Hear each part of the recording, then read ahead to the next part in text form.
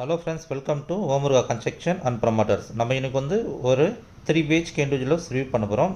இந்த வீடு பார்த்தீங்கன்னா கிரவுண்ட் ஃப்ளோரில் வந்து ஒரு ஹாலும் ஒரு கிச்சனும் அமைஞ்சிருக்கு. இதில் பார்த்தீங்கன்னா ஒரு பெட்ரூம்க்கு அட்டாச்டு பாத்ரூமை வந்து கிரவுண்ட் ஃப்ளோரில் அமைச்சு கொடுத்துருக்கோம்.